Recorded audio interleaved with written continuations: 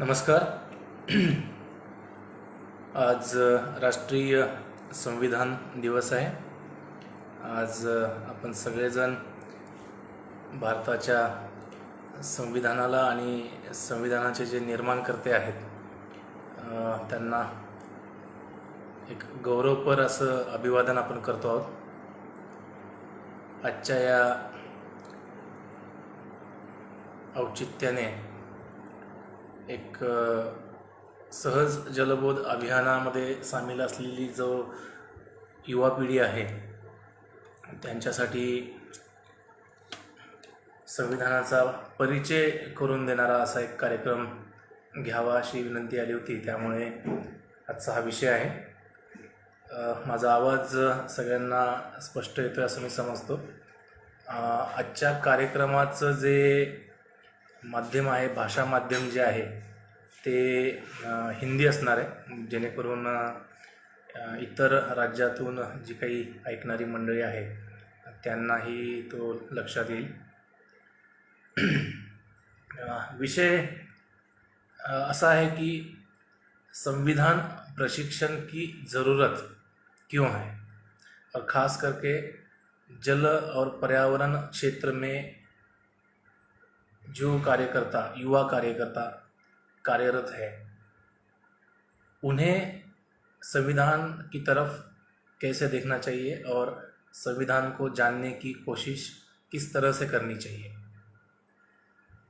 आज जो राष्ट्रीय संविधान दिवस है, इस अवसर पर आपने देखा होगा आज हमारे महामहिम राष्ट्रपति जी, हमारे पंतप्रधान, उपराष्ट्रपति जी, इन सभी ने आज इस अवसर पर मार्गदर्शन किया है और कुछ ऐसी महत्वपूर्ण बातों से हमें अवगत कराया है जिससे हमारे अंदर एक प्रयास करने की चेतना जगे.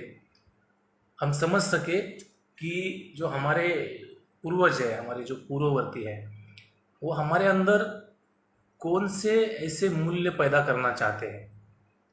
डॉक्टर बाबा साहब अम्बेडकर जी ने संविधान की रचना की, तब उनकी मनीषा क्या थी, वो क्या चाहते थे, उनके सपनों का जो भारत है वो क्या था, किस प्रकार के भारत की अपेक्षा वो रखते थे, और उस अपेक्षा की पूर्ति के लिए जो पीढ़ी दर पीढ़ी प्रयत्न किए जा रहे हैं, उन प्रयत्नों का अभी क्या हाल है, अभी वास्तव क्या है. और हम यह भी समझने की कोशिश करेंगे कि आज संविधान एवं संविधान निर्माता जो कि डॉक्टर बाबा साहेब अम्बेडकर हैं, उनका गौरवपूर्ण आदर सम्मान क्यों जरूरी है, क्यों इसे एक त्यौहार की तरह मनाया जाना चाहिए. सभी को ये प्रश्न उपस्थित होगा कि 26 जनवरी को जब 1950 में यह संविधान लागू हुआ, हम उसको गणतंत्र दिवस मनाते हैं क्योंकि उस दिन देश में संविधान लागू हुआ था. तो फिर ये 26 जनवरी को 26 नवंबर को फिर अलग से संविधान दिवस मनाने की ज़रूरत क्यों है, इसी पर कुछ प्रकाश डालने का यह एक छोटा सा प्रयास है. हम जानते हैं कि 26 जनवरी 1950 को यह संविधान लागू हुआ, हमारा देश प्रजासत्ताक कहलाने लगा. इस संविधान की कई सारी विशेषता है, जैसे कि यह दुनिया में सबसे लंबा लिखित संविधान है. सबसे छोटा लिखित संविधान जो था वो कुछ वर्ष तक अमेरिका का हुआ करता था, और अभी एक छोटा देश मोनाको करके है, उनका है. लेकिन इस संविधान की श्रेष्ठता सिर्फ उसके अंदर जो नियम कानून की जो लंबी चौड़ी सूची है उससे उसकी श्रेष्ठता तोली नहीं जाती है, नापी नहीं जाती है, बल्कि यह संविधान इसलिए श्रेष्ठ है क्योंकि यह हर भारतीय को एक मानव के रूप में मौलिक अधिकार प्रदान करने वाला संविधान है। यह संविधान ऐसा है जो कि लोकतंत्र और स्वतंत्रता के अनुकूल, जिसे कहा जा सकता है, ऐसा संविधान है। ऐसा संविधान है यह जिसे एक लोकतंत्रात्मक गणराज्य बनाने की जो एक शक्ति है किसी भी देश को, यह इस संविधान में है। और इसीलिए पूरी दुनिया में हमारे संविधान को बहुत ही अनोखा माना जाता है। सिर्फ माना नहीं जाता, तो दुनिया भर में जो विभिन्न देश है वो भी भारतीय संविधान के ढांचे को अपनाना चाहते हैं, उन्होंने अपनाया है। अगर उदाहरण के तौर पे अगर बोला जाए तो जो पड़ोसी देश है, जैसे भूटान जैसा देश है, उसने भी भारतीय लोकतांत्रिक प्रणाली का स्वीकार किया है। और ये संविधान बना कैसे? इस संविधान को बनाने के लिए जो एक प्रारूप समिति, इसको मसौदा समिति कहते हैं या प्रारूप समिति कहते हैं, ये जो प्रारूप समिति थी, इस प्रारूप समिति ने कई दिनों तक, जो जैसे करीब 2 साल से भी ज़्यादा समय लगा, 2 साल 11 महीने और 17 दिन कह सकते हैं, उन्होंने मेहनत की, कई सारी चीज़ों का अध्ययन किया, भविष्य के भारत के लिए क्या जरूरी चीज़ें हैं उसका अध्ययन कर निरपेक्ष रूप से एक संविधान हमारे सामने रखा। इसमें डॉक्टर बाबा साहब अम्बेडकर, इन्होंने जो जिस प्रकार की एक अहम भूमिका निभाई है, उन्होंने जो मेहनत की है उसमें, उस मेहनत की वजह से ही हम उन्हें संविधान निर्माता करके जानते हैं। सिर्फ वो उसकी अध्यक्षता, उन्होंने अध्यक्षता पर थे इसलिए हम उनको संविधान निर्माता नहीं कहते। तो इस संविधान में क्या चीज़ें आनी चाहिए, क्या चीज़ें नहीं आनी चाहिए, एक छोटा सा उदाहरण अगर देना है तो समानता का अधिकार किस परिप्रेक्ष्य में अगर देखा जाए तो समानता के अधिकार की सबसे ज़्यादा ज़रूरत उस समय और भविष्य में भी समाज के सबसे अहम घटक को थी, वो घटक थी महिला वर्ग। महिला वर्ग को समानता का अधिकार मिलना चाहिए। आज जो हम देख रहे हैं, समान वेतन हो, समान श्रम हो, समान संपत्ति का अधिकार हो, यह महिला वर्ग को दिलाने में हमारे संविधान की बहुत बड़ी उसमें भूमिका है। और संविधान निर्माताओं की जो सोच है, उस सोच की बहुत बड़ी भूमिका है। और इसीलिए हम आज महिलाओं को न्याय मिलता देख रहे हैं।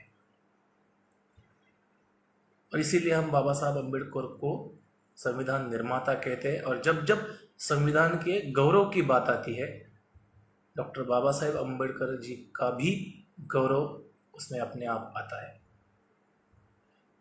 भारत का ये जो संविधान है वो उत्सव के कालिब है, उसको त्योहार की तरह मनाना चाहिए। क्यों? क्योंकि इस माध्यम से हम उसमें लिखे हर एक शब्द को समझने का प्रयास करेंगे और कोशिश करेंगे कि हमारा जो वर्तन है उस संविधान के अंदर लिखे हुए विचारों के अनुरूप हो, जिससे हमें कोई दिशा निर्देश प्रदान हो कि एक भारतीय नागरिक करके हमें खुद को कैसे रखना चाहिए। प्रधानमंत्री जी ने 2015 में डिक्लेयर कर दिया कि एवरी ईयर 26 नवंबर को भारत के संविधान दिवस के रूप में हम इसे मनाएंगे। लेकिन क्यों मनाएंगे? क्योंकि संविधान की जो आत्मा है, संविधान का जो प्रीएम्बल, जिसे हम प्रस्तावना बोलते हैं, अगर उसमें कुछ एक शब्द है, उन शब्द का अगर हम अर्थ जानेंगे तो फिर हमें समझ में आएगा कि क्यों हमें संविधान को इस गौरवपूर्ण तरीके से देखना चाहिए। प्रीएम्बल में सबसे पहले शब्द आता है हम भारत के लोग, we the people of India. इसका मतलब क्या है? इसका मतलब है कि यह देश एक प्रजातांत्रिक देश है। यहाँ पे राज्यकर्ता स्वयंभू नहीं है या संप्रभु नहीं है, तो प्रजा संप्रभु है। मराठी में कहते हैं माय बाप सरकार नहीं है, माय बाप जनता है।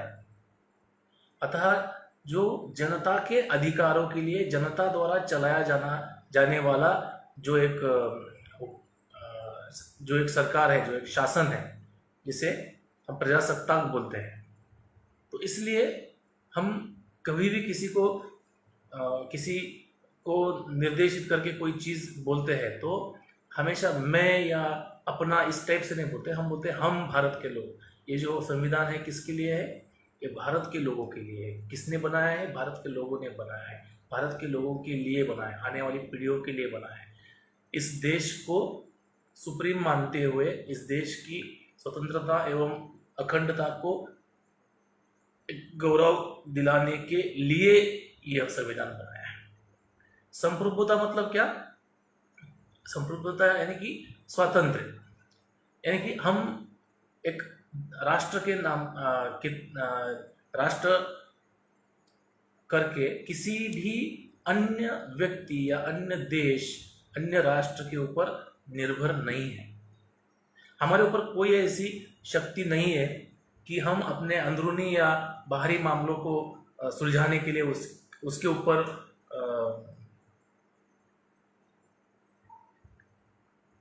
हम स्वतंत्र है। इस स्वतंत्रता शब्द का अपने आप में बहुत बड़ा महत्व है। समाजवाद नाम का शब्द है। समाजवाद नाम के शब्द से भी बहुत ज़्यादा लोगों में चर्चाएं होती है। समाजवाद में भी दो तरह के समाज होता है। एक होता है साम्यवादी समाजवाद, दूसरा होता है लोकतांत्रिक समाजवाद। हमारा संविधान कौन से समाजवाद का प्रचार करता है? वो बोलता है लोकतांत्रिक समाजवाद। ऐसा नहीं कि जैसे हम देखते हैं चीन में भी समाजवाद है।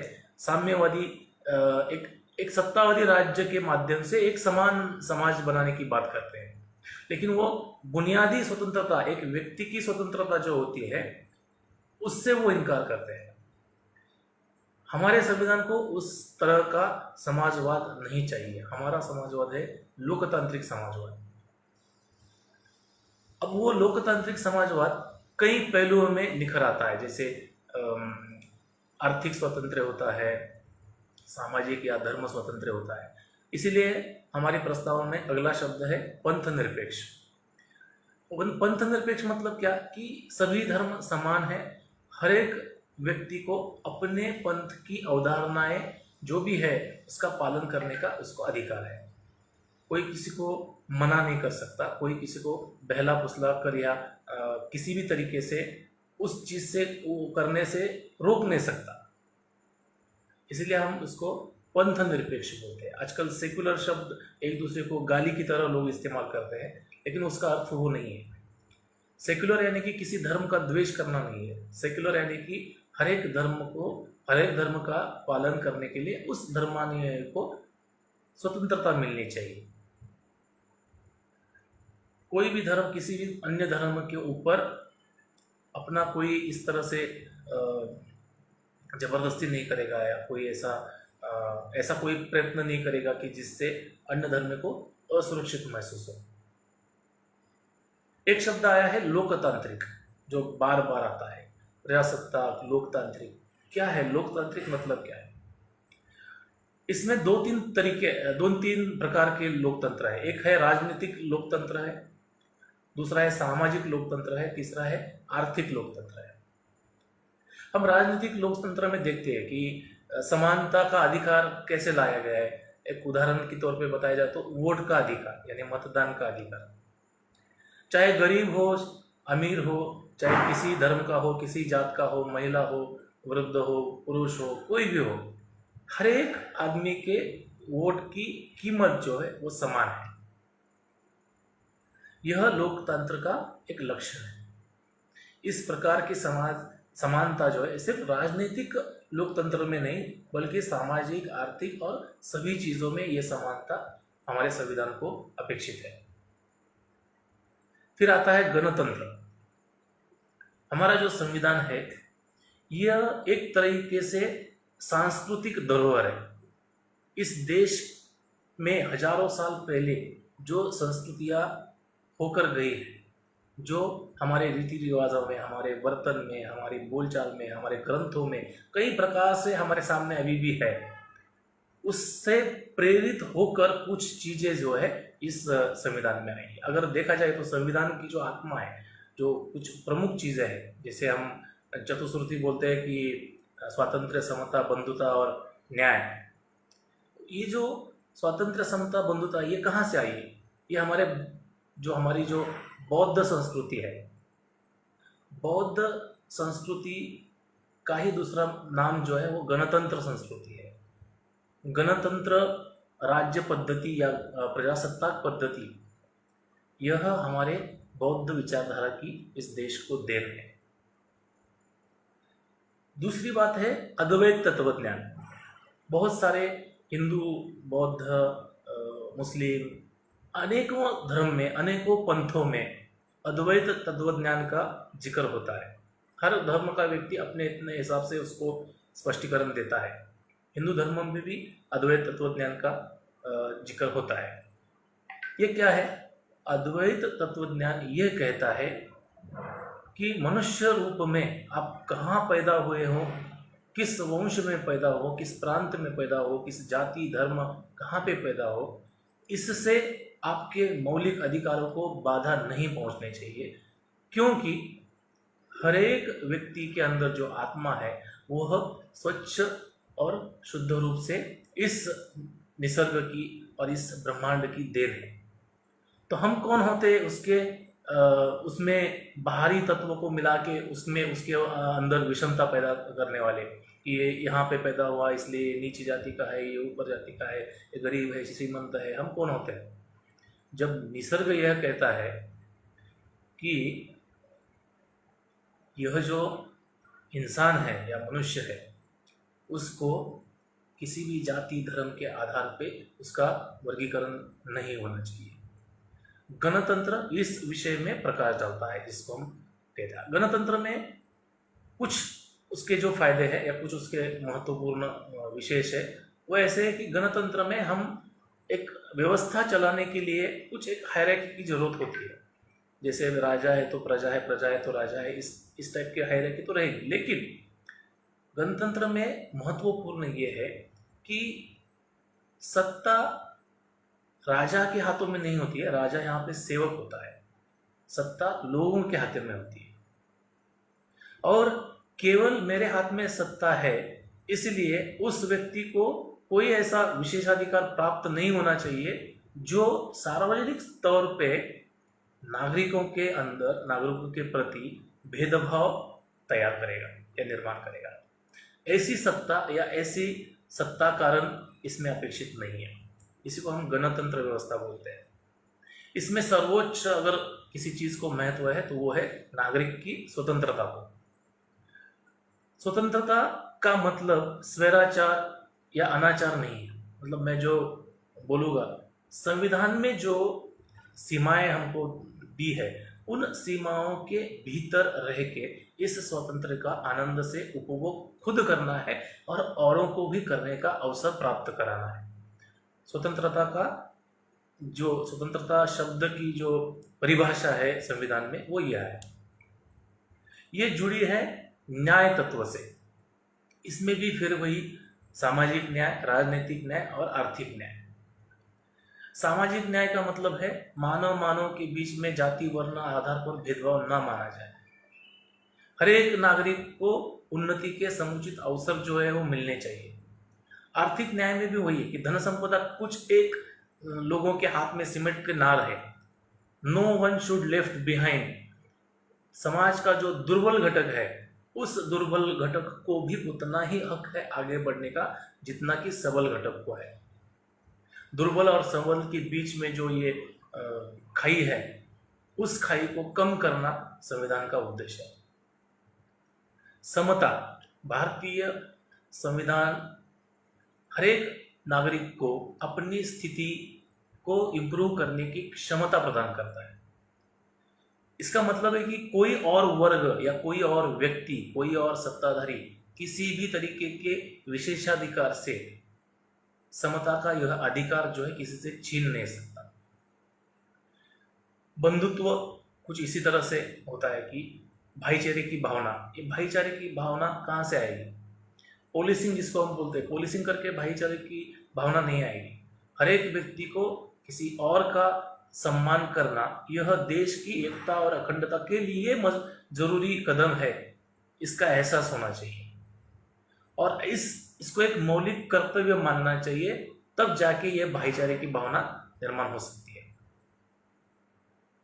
अब ये बहुत अच्छी अच्छी बातें हैं जो कि संविधान में लिखी है, लेकिन आज वास्तव में क्या ऐसा हो रहा है? डॉक्टर बाबा साहेब अम्बेडकर ने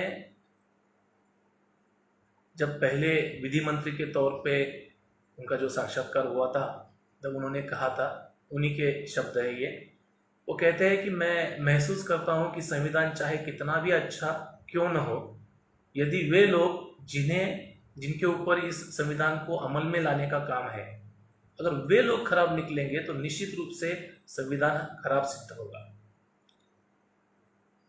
उस समय इस बात को बहुत ज़्यादा गंभीरता से नहीं लिया गया, लेकिन आज हम देख रहे हैं,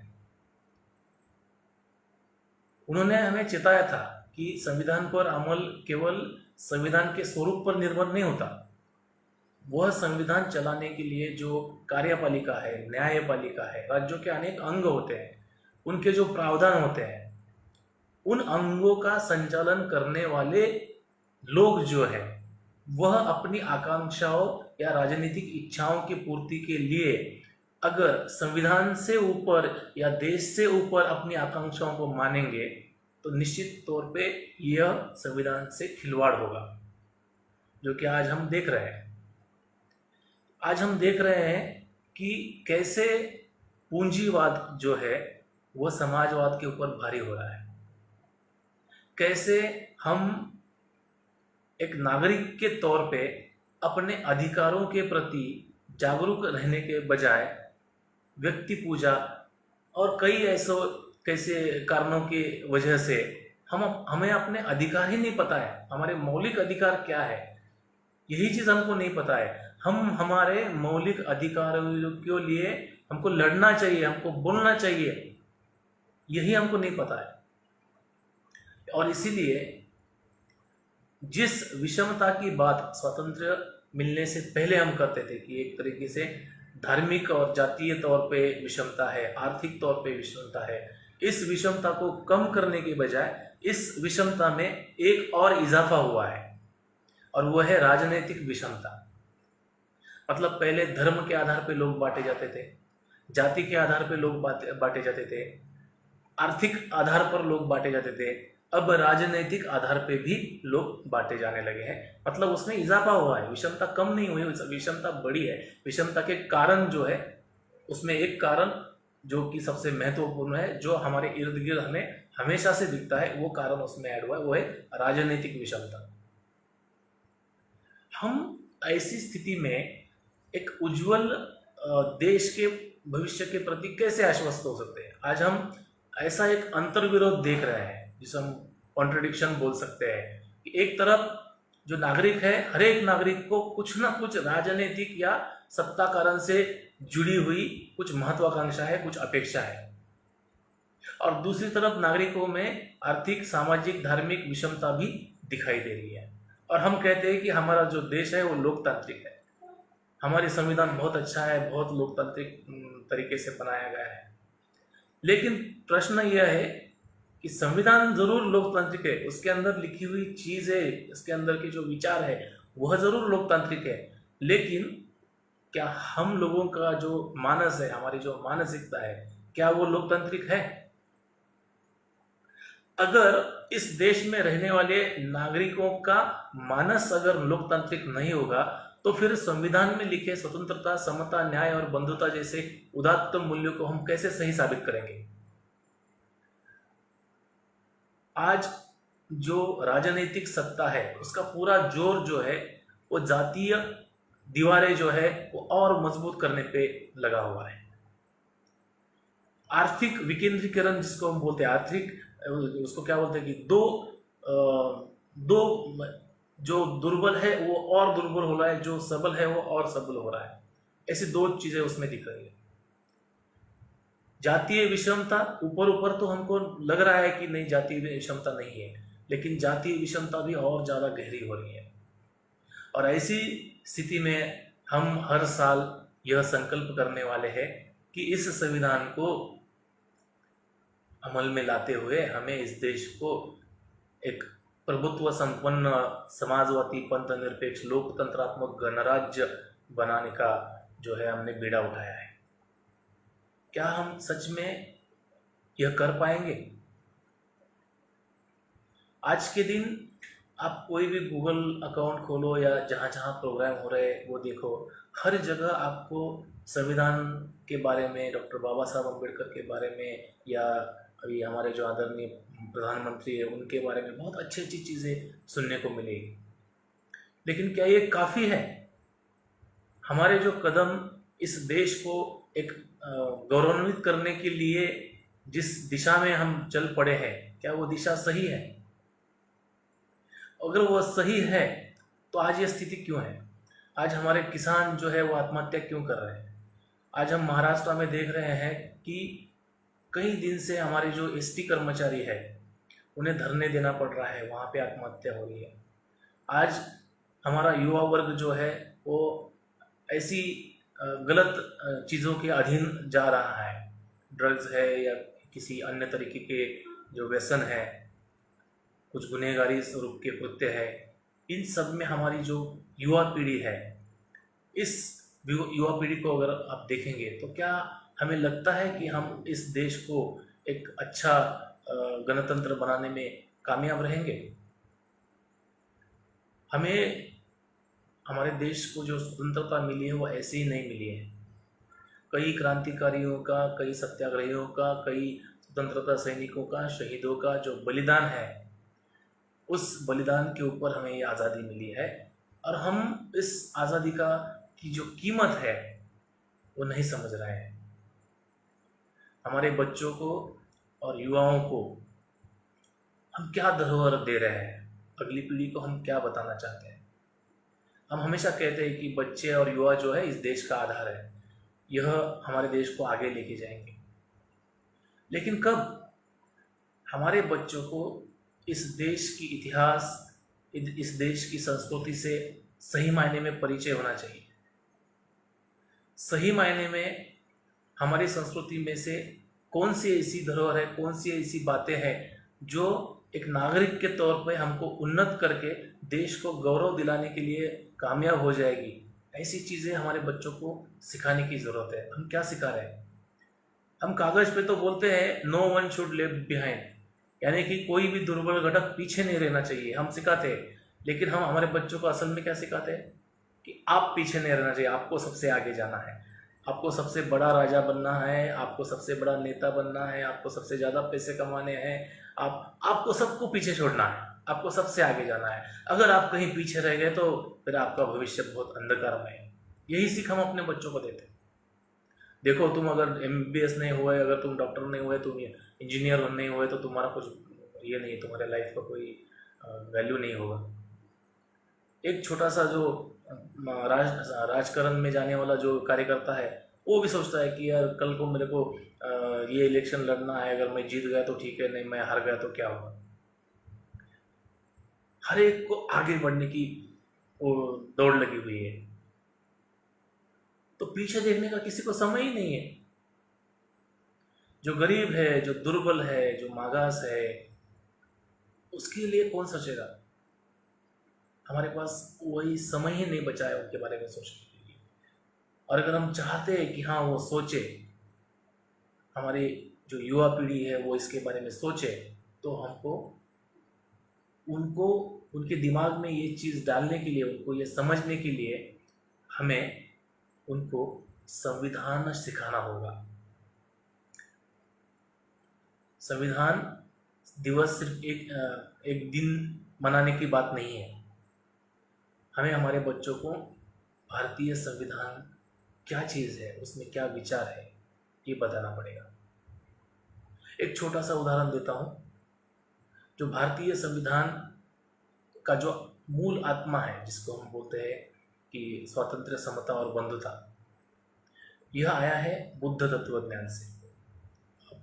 अगर आप बौद्ध ग्रंथ पढ़ते होंगे तो यह चीज़ आपको आसानी से समझ में आएगी। अगर आप नहीं पढ़ते होंगे तो आप भविष्य में इसकी जानकारी जरूर लें। बौद्ध तत्वज्ञान में सबसे ज़्यादा अगर किसी चीज़ पे प्रभाव है तो वो है चारित्र्य निर्माण। एक आदर्श नागरिक के तौर पे एक चारित्र्यवान नागरिक निर्माण करने की जो प्रेरणा है वह इस संविधान की आत्मा है। और बौद्ध विचारधारा जो है उसमें भी यही सीख हमको मिलती है कि सबसे ज़्यादा महत्व अगर किसी चीज़ को देना है, हम जब बोलते हैं कि स्वातंत्र्य, स्वतंत्रता और बंधुता इन शब्दों का उच्चार करते हैं, वो कब हो सकता है? आप किसी और के स्वातंत्र्य को कब मान सकते हैं? आप किसी के तरफ बंधुता, भाईचारा कब आपके मन में पैदा हो सकता है? आप कब न्याय की बातें कर सकते हैं? जब आप खुद शीलवान हो, चारित्र्यवान हो। और ऐसी चारित्र्यवान पीढ़ी निर्माण करना यह सही मायने में हमारा लक्ष्य होना चाहिए। ऐसी पीढ़ी जो अपने स्वतः को, अपने पद को, अपने कुटुंब, अपना पैसा, इन सब से परे होकर संविधान को सर्वोच्च वरीयता दे या देश को राष्ट्र सर्वप्रथम माने। ऐसा हमें एक नागरिक निर्माण करने की जरूरत है। एक मिनट।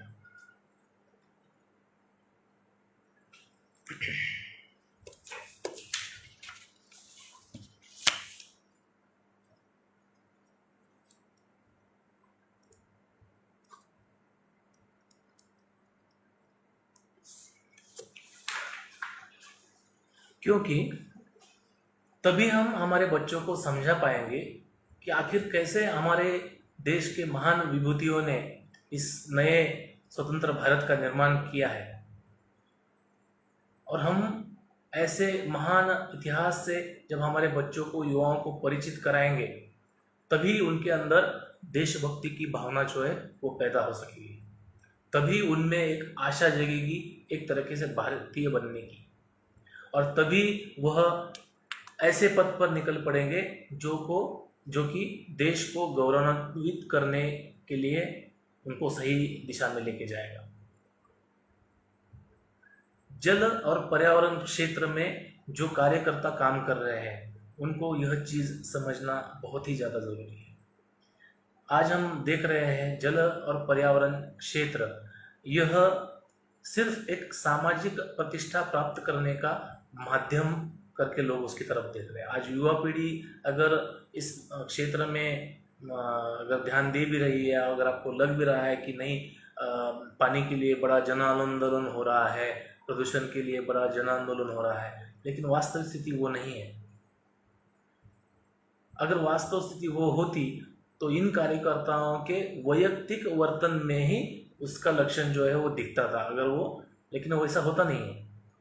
एक उदाहरण के तौर पे अगर देखा जाए तो किसी नदी के पास में अगर कोई इवेंट आयोजित किया जाता है, कुछ जलपर्णी हटाओ या प्रदूषण के जो घटक है उसको हटाने के लिए कोई संस्था आह्वान करती है और 200-400 लोग वहाँ पे इकट्ठा हो जाते हैं, पूरा वो सब निकालते हैं, सब करते हैं, फोटो खींचते हैं, इंटरव्यू देते हैं, सब कुछ होता है।